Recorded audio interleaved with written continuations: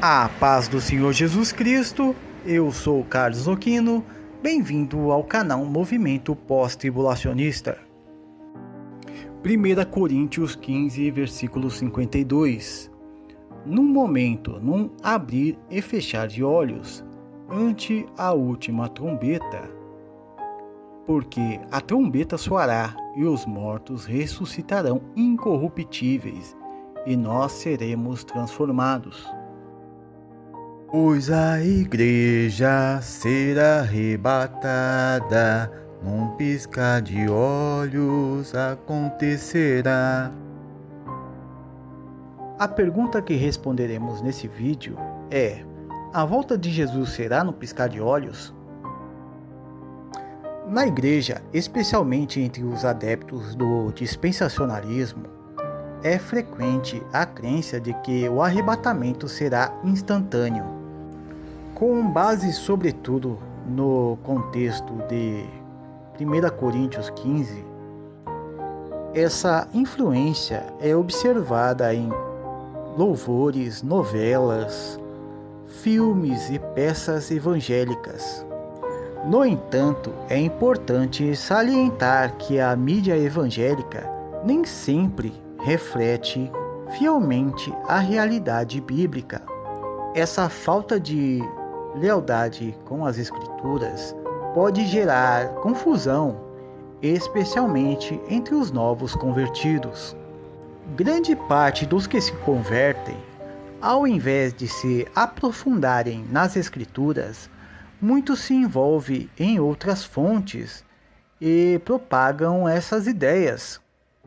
A ideia é estabelecer uma conexão com a doutrina da iminência, que defende a vinda repentina e invisível de Jesus para arrebatar a igreja. Contudo, é essencial analisar o texto de 1 Coríntios 15 para compreender se essa é realmente a mensagem que está sendo transmitida pelo apóstolo Paulo. E agora digo isso, irmãos, que a carne e o sangue não podem herdar o reino de Deus, nem a corrupção herdar a incorrupção. Eis aqui vos digo um mistério. Na verdade, nem todos dormiremos, mas seremos transformados. Num momento, num abrir e fechar de olhos, ante a última trombeta, porque a trombeta soará e os mortos ressuscitarão incorruptíveis, e nós seremos transformados.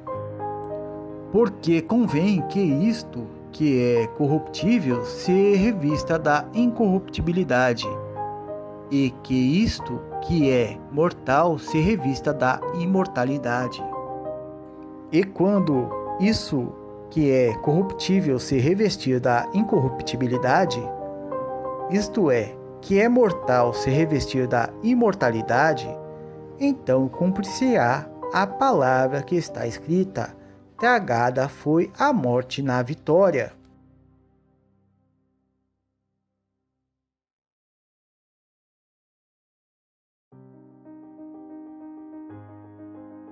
No início do capítulo 15, Paulo lembra aos irmãos do evangelho que ele pregou e adverte a igreja de Coríntios que para se manterem firmes no verdadeiro evangelho.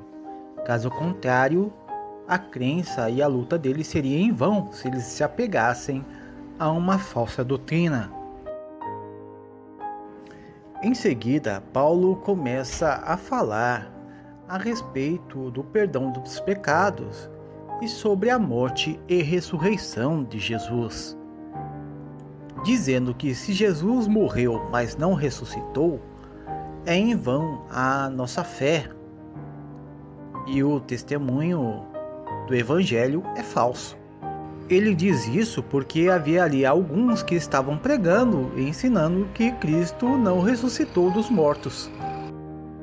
Paulo, portanto, vem combatendo essa heresia, confirmando novamente o fato de que Cristo ressuscitou. E também fala que Cristo é a primícia daqueles que estão dormindo.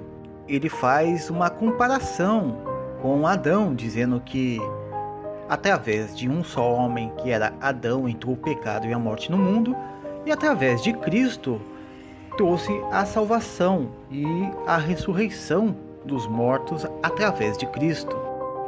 Portanto, ele diz que, como todos morreram em Adão, aqueles que estão em Cristo serão vivificados, ou seja, ressuscitados por Cristo.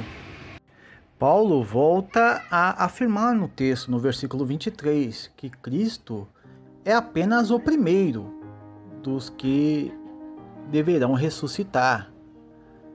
E depois, quando ele vier, o próprio Cristo vier, aqueles que são dele virão também a ser ressuscitados, vivificados. No versículo 24, ele também fala que quando Cristo vier, então virá o fim, quando ele entregar o reino ao Pai. E o Pai, depois de ter destruído todo o domínio e autoridade e poder. Cristo não virá de maneira invisível, mas ele virá de maneira gloriosa, destronando o anticristo, destruindo todo o domínio do mal neste mundo, entregando ao Pai. Paulo vai falar também sobre o último inimigo a ser destruído, que é a morte. Mas Paulo, conhecendo aquelas pessoas que estava pregando, levanta a seguinte questão: mas alguém pode perguntar, como ressuscitam os mortos? Com que espécie de corpo virão? É aí que começa a entrar no assunto do nosso vídeo. Paulo vai explicar que existem diferentes tipos de corpos. Vai começar a falar sobre espécies de planta. Você semeia uma semente de uma determinada planta, você vai colher daquela determinada planta. Depois ele vai usar o exemplo dos animais, falando que nem todos os animais têm a mesma carne. Uma é a carne dos animais, a outra é a carne das aves e a outra é dos peixes. E por fim ele vai diferenciar e tentar explicar que existem corpos diferentes usando o exemplo do Sol, da Lua e das estrelas. De cada um tem um corpo diferente, uma função diferente, um brilho diferente. E também diz que nem mesmo as estrelas têm, o mesmo esplendor, mas são corpos que têm esplendor diferentes. Paulo então vai explicar um pouco da natureza humana, que nós somos semeados nesta terra com nossa natureza terrena, mas depois que florescermos, teremos uma natureza espiritual, como a de Cristo, dizendo que primeiro vem o homem natural e depois ressuscita um corpo espiritual. E aí que entramos no texto que nós lemos no início, onde Paulo faz uma afirmação, dizendo que a carne e o sangue não podem herdar o reino de Deus, nem o que é perecível herdar o imperecível. Vou me basear aqui na própria explicação de Paulo para fazer os irmãos entenderem o que isso significa. Nosso planeta, em grande parte, é coberto por água, por oceanos. E esses oceanos, o seu fundo é muito pouco explorado. Porque, mesmo usando equipamentos de alta tecnologia, o ser humano não foi feito para habitar no fundo do mar. Não conseguimos respirar embaixo d'água. Porque um é a carne, o corpo, a glória dos peixes, e a outra é do homem. Da mesma forma, temos para cima, no espaço, aonde, mesmo utilizando equipamentos sofisticados, não conseguimos viver adequadamente, porque nossos corpos não foram feitos para sobreviver nesse tipo de ambiente. Tanto no caso dos oceanos quanto no caso do astronauta do espaço, eles conseguem ir a esses lugares graças à roupa que estão utilizando, que é um revestimento especial para protegê-los deste ambiente hostil.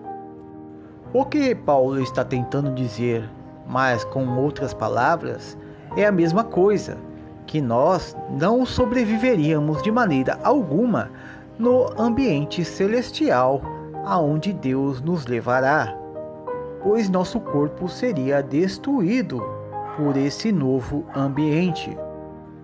Porém, no versículo 51 ele diz: eis que vos digo um mistério. Na verdade, nem todos dormiremos, mas seremos transformados.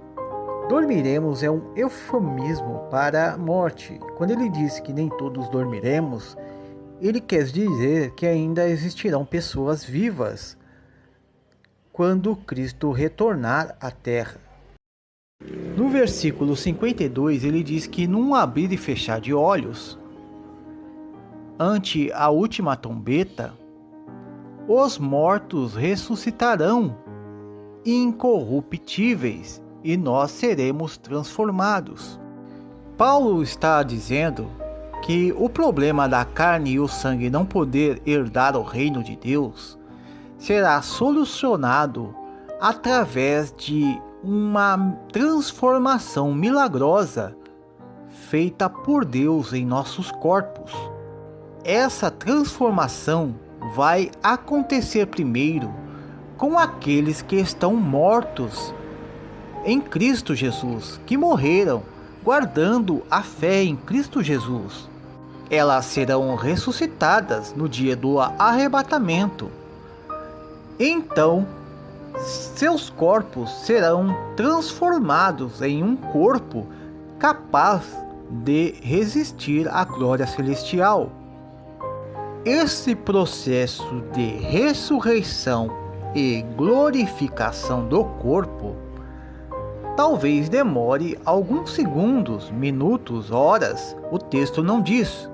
O que o texto parece nos dizer e afirmar é que, diferente daqueles que precisarão ser ressuscitados para receberem esses revestimentos, para aqueles que estão vivos no momento da vinda de Jesus, essa transformação, este revestimento, será feito de maneira instantânea, num piscar de olhos. Portanto, essa comparação da transformação e do revestimento dos mortos com a comparação e o revestimento dos vivos faz com que Paulo use a expressão num piscar de olhos para fazer entender que os vivos receberão essa transformação de uma maneira muito mais veloz e rápida do que aqueles que estão sendo ressuscitados. De maneira nenhuma, Paulo está falando que seremos arrebatados de maneira invisível ou que seremos arrebatados num piscar de olhos. O que ele está falando é a respeito da transformação, deste revestimento de poder que nos transformará em seres imortais, capazes de sobreviver no ambiente celestial. Podemos citar também o texto de Filipenses 3, 20 e 21, que diz: mas a nossa cidade está nos céus, de onde também esperamos o Salvador, Jesus Cristo, que transformará o nosso corpo abatido para ser conforme o seu corpo glorioso, segundo o seu eficaz poder de sujeitar também a si todas as coisas. Fiquem todos na paz do Senhor Jesus Cristo. Deixe seu like, seu comentário, sua dúvida e nos vemos no próximo vídeo. Se inscreva no canal.